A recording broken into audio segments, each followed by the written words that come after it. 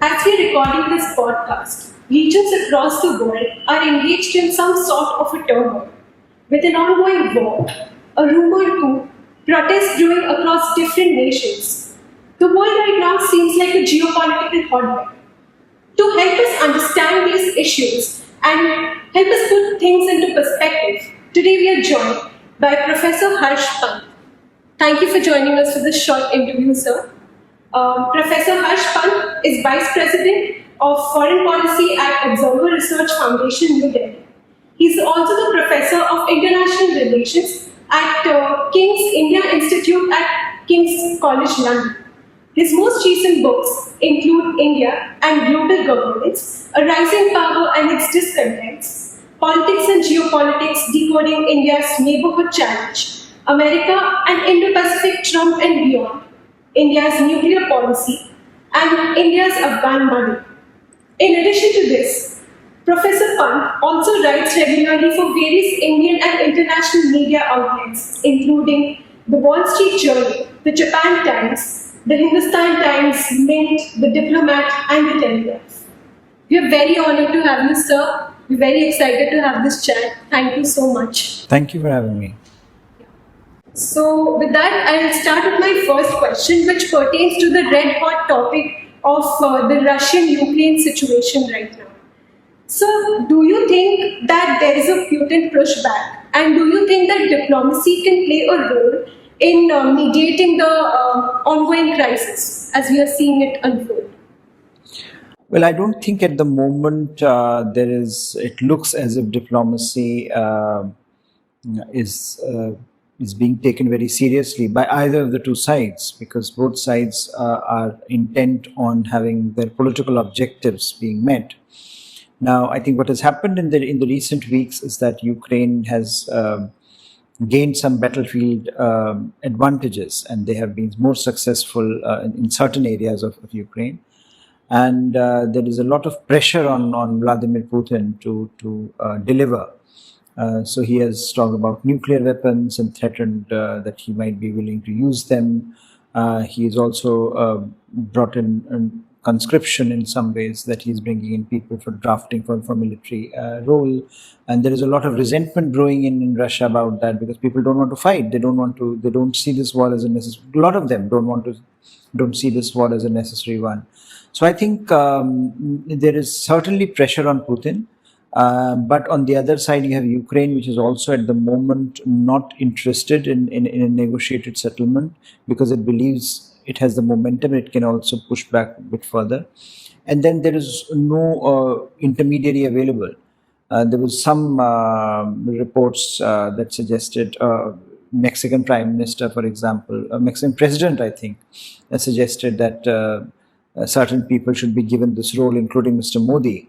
But I don't think there is any formal structured diplomatic process that is available, and both sides do not seem particularly interested in diplomacy at this point. I think either side would want to undertake diplomacy once they have had some battlefield successes. Though you don't want to go into diplomacy, into negotiations, being the weaker party. So I think both sides struggling to gain momentum and then do some negotiating. But at the moment, it looks very bleak. Rightly said, sir. You've written also a lot about Indo-Pacific. So I'd like to move on now from the north to the east. And I would like to ask you, what is your opinion about the role of India in the Indo-Pacific, and what do you think are the geopolitical connotations of the same?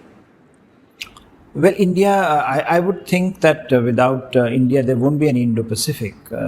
Indo-Pacific exists because we think of Indian Ocean and Pacific Oceans being together, and India playing a very important role there. Now, for India, it is important that the Indo-Pacific as a maritime space remains free of instability, and countries around Indo-Pacific continue to work towards economic prosperity.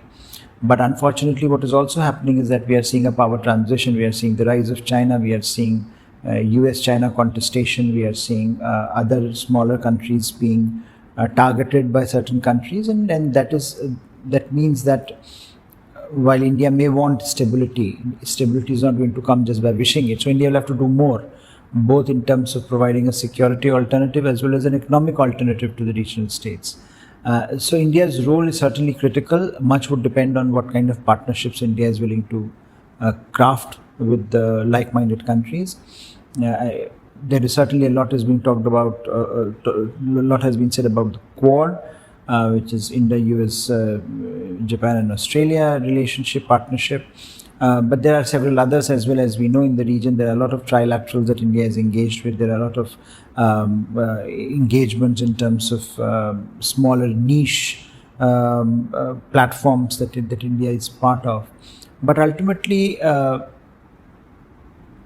India's success in the Indo-Pacific would depend on how successful India is, not only in keeping the momentum of its economic growth at home and becoming a reliable interlocutor for some of those states which are feeling the pressure from this geopolitical rivalry between US and China.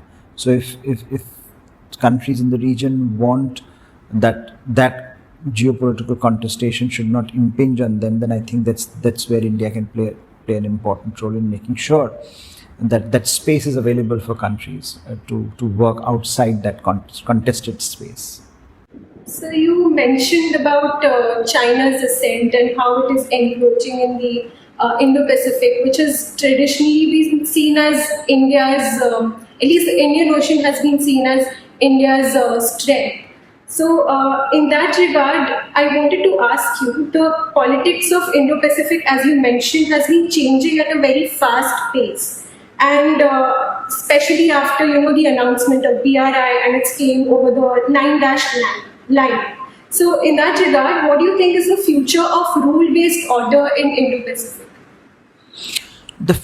The future of rules-based order is contingent upon what countries that believe in rule of law are willing to do for it. So if you do not see a more concerted effort by like-minded countries who believe in rule of law, giving a pushback against countries like China which do not believe in rule of law, then I think the future is not going to be very effective or very, very positive. And therefore, it is important that those who believe in the rule of law, those who believe in international law, they should be working more closely together. It is beginning to happen, but I think China's role, China's power is at an all-time high, and it would require certain push from other like-minded countries that want to push back against that kind of aggression by China that we have witnessed in recent years, to make a more concerted effort.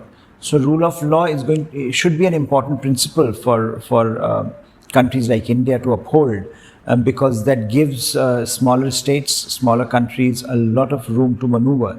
Otherwise, I think, as we were discussing, there will be,